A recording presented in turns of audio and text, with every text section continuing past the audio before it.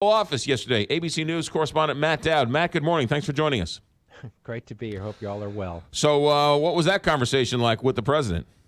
I was amazed when I got the White House reached out to me yesterday morning, asked if I'd be willing to go over there and meet at the White House. I met with a member of his senior staff a little bit before, and then they walked me into the Oval, and it was the president and I was sat across from him at the Resolute desk, and it was a wide-ranging conversation on much of different things, a bit on the speech that he was about to give, and I offered him my thoughts in the course of that, encouraging him to unify the country. We're incredibly divided, as I told him. We're as divided as we've ever been, and it was going to be up to him as president to try to figure out how to heal that. So clearly he listened, because the speech last night was all about bipartisanship.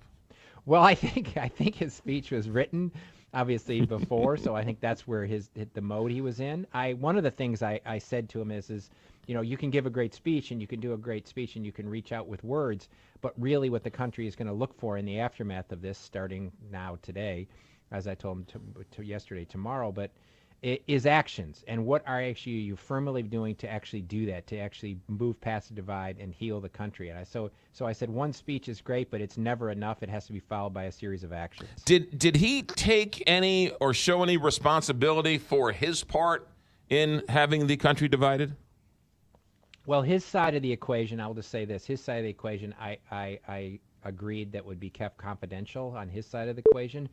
I can tell you from my impression, I think he has a sincere desire to figure out a way to move forward, and that though the divisions have been long in coming, he has to try to figure out a way to get past them. And as I said to him, I said the worry I have, and many people have, is the internal divisions in the country are so great right now. It's keeping us from doing the things we need to do. So I think he understands that, but what his role in it and all of that, I'll keep between the president and I. Well, you worked with the Bush administration. You've seen these presidents up close. I imagine one-on-one, just like President Bush, he is very, very friendly, and it's hard not to really like the man after a one-on-one conversation.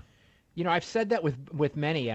Last time I was in the Oval Office is when Barack Obama, the White House, called me to meet with him after the 2010 midterm elections when the Democrats lost so badly.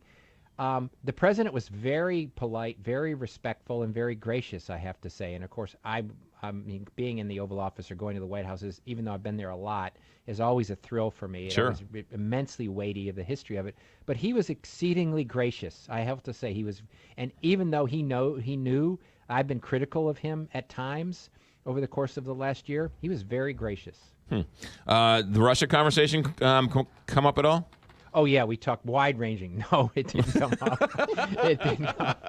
It didn't come up in the course of that. I wasn't going to bring it up, and he didn't bring it up, so there was no conversation about Russia. Was there a secret map in a secret compartment of the Resolute desk while you were in there? Were you trying to look under the desk?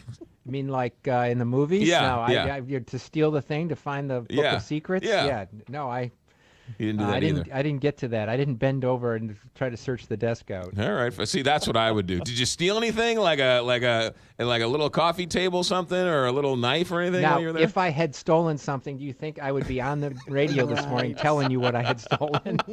No, I didn't steal it. All right. Fair enough. Matthew Dowd, thanks for Thank checking in.